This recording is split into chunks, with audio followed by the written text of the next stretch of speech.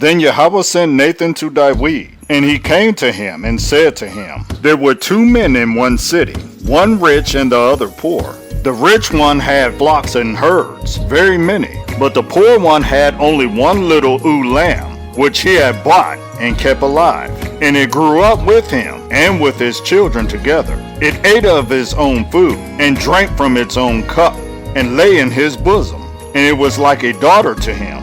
And a traveler came to the rich man, who refused to take from his own flock and from his own herd to prepare one for the wayfaring man who had come to him. But he took the poor man's lamb and prepared it for the man who had come to him. And the wrath of David burned greatly against the man. And he said to Nathan, As Yahweh lives, the man who has done this is a son of death. Also, he has to repay fourfold for the lamb, because he did this deed, and because he had no compassion. Then Nathan said to David, You are the man. Thus said Yahweh Elohim of Yisrael, I anointed you sovereign over Yisrael, and I delivered you from the hand of Shaul. And I gave you your master's house and your master's wives into your bosom, and gave you the house of Yisrael and Yehudah. And if that were not enough, I also would have given you much more. Why have you despised the word of Yahweh to do evil in his eyes? You have killed Uriah the Hittite with the sword, and his wife you took to be your wife, and you have killed him with the sword of the children of Ammon. And now the sword does not turn aside from your house, because you have despised me, and have taken the wife of Uriah the Hittite to be your wife.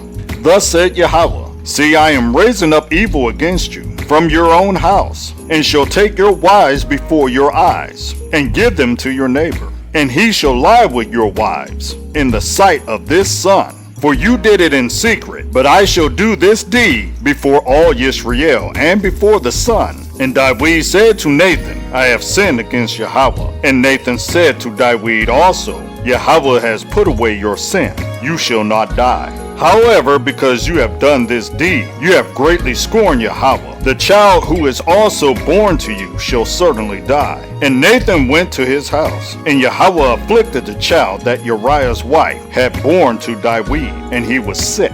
And David sought Elohim for the child. And David fasted, and went and spent all night lying on the ground. So the elders of the house stood up over him to raise him up from the earth, but he would not, nor did he eat food with them. And on the 7th day it came to be that the child died, and the servants of David were afraid to inform him that the child was dead. For they said, Look, while the child was still alive, we spoke to him, and he would not listen to our voice. And how do we say to him that the child is dead? He may act terribly.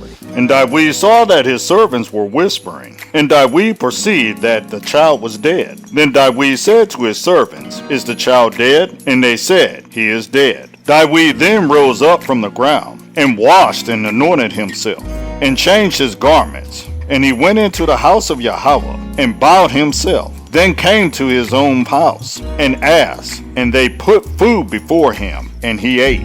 And the servant said to him, What is this you have done? You have fasted and wept because of the living child. But when the child died, you rose up and ate food.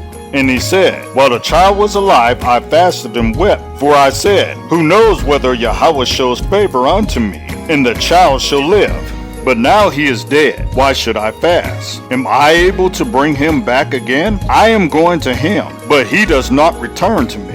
And David comforted Bathsheba his wife, and he went in to lay with her. So she bore a son, and he called his name Shemuel. And Yahweh loved him, and sent by the hand of Nathan the Nabai, and called his name Yedidiah, because of Yahweh. And Joab fought against Rabbah of the children of Ammon, and captured the royal city. And Joab sent messengers to David, and said, I have fought against Rabbah, and I have captured the city's water supply. And now gather the rest of the people together, and encamp against the city, and capture it, lest I capture the city, and it be called after my name. And David gathered all the people, and went to Rabbah, and fought against it, and captured it. And he took their sovereign's crown from his head, and his weight was a kikar of gold, with precious stones, and it was on David's head. And he brought out the spoil of the city, a very great amount. And he brought out the people who were in it, and put them to the saw, and to sharp instruments of iron, and to axes of iron, and made them pass over the brick works. And so he did with all the cities of the children of Ammon. And David and all the people returned to Jerusalem,